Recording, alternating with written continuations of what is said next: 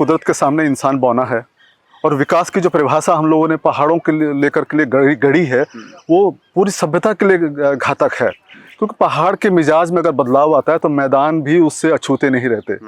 और वहाँ का जो विकास का जो दायरा होना चाहिए था, जब उत्तराखंड बना है तो वो उत्तर प्रदेश के खिलाफ एक आंदोलन इसीलिए हुआ था, बहुत बड़ा आंदोलन हुआ था, बहुत शहादत हुई उसमें, रामपुर तिराहे से लेकर के, मसूरी से लेकर, खटीमा से लेकर के। वो चाहते थे कि उत्तराखंड का विकास का मॉडल उत्तराखंड की जरूरतों के हिसाब से हो, वहाँ की प्रकृति के अनुकूल। वहाँ आप सोचे कि इतने डामों को लेकर के वहाँ लंबे समय से आंदोलन चलता रहा। टिहरी डैम को लेकर के बड़ा आंदोलन चला, सुंदरलाल बहुगुणा से लेकर के, और वहाँ की जो प्राकृतिक विरासत थी उसको बचाने के लिए चिपको आंदोलन चला। और अभी भी चंडी प्रसाद भट्ट जैसे लोग हैं जिनको इंदिरा गांधी पुरस्कार से सम्मानित किया गया था, वो लोग लगातार इस बात की मांग कर रहे हैं कि यहाँ विकास चाहिए, पहाड़ को विकास चाहिए, लेकिन वो पहाड़ की जरूरतों के हिसाब से चाहिए, पहाड़ के समाज जिसमें विकसित भी हो सके, और हम प्रकृति को जो है उसको छेड़छाड़ ना करें। तो देखिए, प्रकृति का अपना मिजाज है, नदी किसी को परेशान नहीं करती। नदी के जब रास्ते रुकते हैं तो वो रौद्र रूप दिखाती है। तो नदी किसी के घर में नहीं गई। अगर ये ग्लेशियर भी टूटा है तो ये किसी के घर में नहीं गया। उसके इलाके में जो उसकी जल निकासी का जो मार्ग था, वहाँ जो हमने कृत्रिम विकास के जो पैमाने तय कर दिए थे, तो उसको लेकर के उसने विरोध जताया है, और उसी निर्माण कार्य में लोग इतने उनकी जाने गई हैं। तो एक इसने हमें इस संकेत, हालांकि जो ग्लेशियरों का जो पिघलना, ये बड़ा चौंकाने वाली बात है कि सर्दियों के इलाके में जब चारों तरफ इस मौसम में गर्मी में पिघलते हैं, तो ये कितनी प्रकृति से कितनी ज्यादा छेड़छाड़ हो चुकी है, उसकी प्रकृति में कितना ज्यादा हस्तक्षेप, मानवीय हस्तक्षेप हो रखा है कि जाड़ों में जबकि बर्फ ही बर्फ जमी होती है, उसका खिसकने का मतलब ही नहीं होता। और सौभाग्य की बात ये जरूर है कि ये त्रासदी अगर गर्मियों के समय में होती, या जिस टाइम क्योंकि इस टाइम पानी का डिस्चार्ज कम होता है, बर्फ जो है जमी जाती होती है, उसमें निकलना कम होता है पानी का इसमें। तो वो अगर उस तरह की स्थितियां होती तो ये बहुत भयावह स्थिति होती। तो ईश्वरीय ये हमें इसका शुक्र होना चाहिए कि वो ऐसे समय में हुई है कि जब बर्फ जमी हुई थी।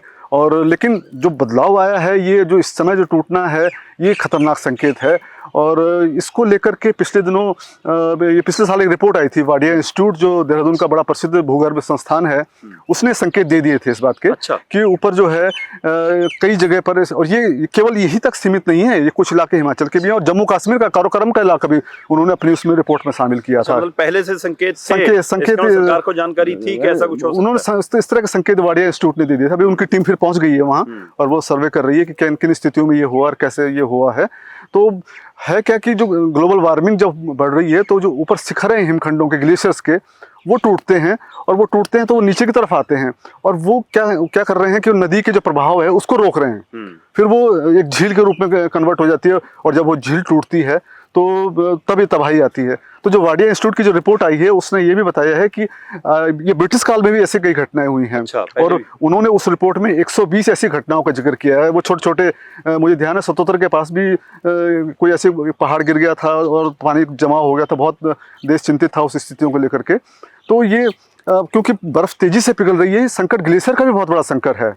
मानवीय स्तर जो हम लोग ग्लोबल वार्मिंग को जो लगातार मीडिया जिसके ऊपर ध्यान दिलाता रहता है, हम लोग उसके बारे में सोच नहीं रहे हैं। तो ये उसका संकेत है कि ग्लेशियरों, पूरी दुनिया में ग्लेशियर पिघल रहे हैं। अंटार्कटिका से लेकर के उत्तरी ध्रुव तक लेकर के जो फैलाव है उसका वो कम हो रहा है, और उसका पिघलना ज़्यादा हो रहा है।